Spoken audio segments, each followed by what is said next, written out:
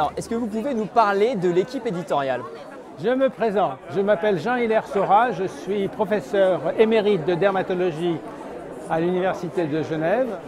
La méthode de travail est donc la suivante. Un des coordinateurs gère 4 chapitres complètement et ensuite tout est revu par une seule personne qui était moi pour essayer d'uniformiser la présentation et le contenu. Alors, dites-nous comment ce livre a réussi à s'installer comme une référence dans la discipline. Quelles en sont les forces? Vous savez, il y a toujours eu dans les différentes disciplines, et notamment en dermatologie, il y a toujours eu un livre de référence.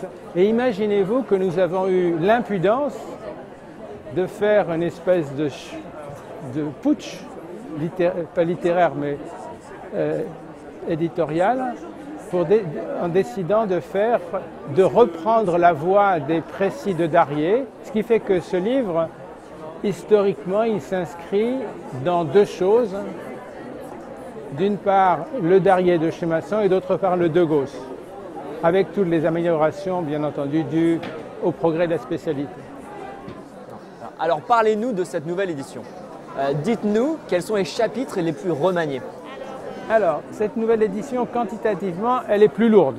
Donc, on a fait un énorme effort de simplification, tout en restant, bien entendu, dans la pertinence, ce qui fait que le clinicien pourra comprendre la maladie en déduisant un certain nombre de mécanismes simples, mais qui résultent de découvertes assez compliquées.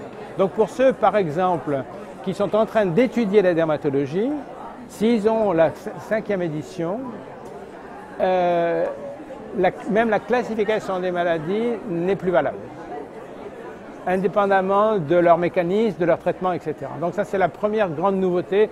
On l'a redistribué. Or, ça, c'était l'une des forces du livre, c'était que par son plan et par sa distribution, il y avait un message didactique. Le fait d'un certain type de chapitre impliquait un certain type de raisonnement, de mécanisme, etc. Donc ça a été conservé et amplifié. Deuxièmement, on a tenu compte de l'évolution de la dermatologie progressivement vers une grande partie de l'activité du dermatologue actuellement due au vieillissement de la population, c'est la cancérologie cutanée. Alors ce chapitre a été hypertrophié, il fait pratiquement 10% du livre et si vous voulez, précédemment on était plutôt dans le descriptif dans d'autres éditions et dans cette édition on est vraiment maintenant dans l'opérationnel. On a fait beaucoup d'efforts sur la partie thérapeutique, car depuis des années, les thérapeutiques en dermatologie, notamment les thérapies ciblées, sont arrivées pratiquement dans le quotidien des dermatologues. Et de ce point de vue-là, il y a des chapitres tout à fait remarquables et très originaux qui ont hypertrophié le chapitre 22 qui est le chapitre des traitements. Alors, est-ce que vous pourriez nous dire comment vous avez sélectionné les iconographies? Il y a eu une amélioration considérable de l'iconographie et chaque photo a été choisie pour une raison qui est l'essence même de l'illustration en dermatologie et qu'on ne retrouve pas dans tous les livres, très loin de là.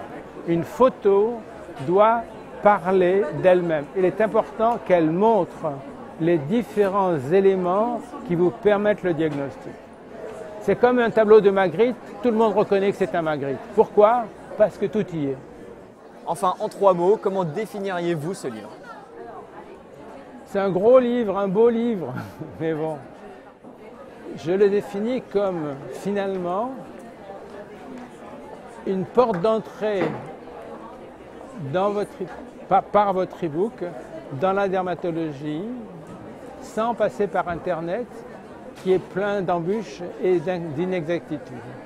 Et en tout cas, c'est le port d'attache pour tout ce qui est sur Internet. Voilà.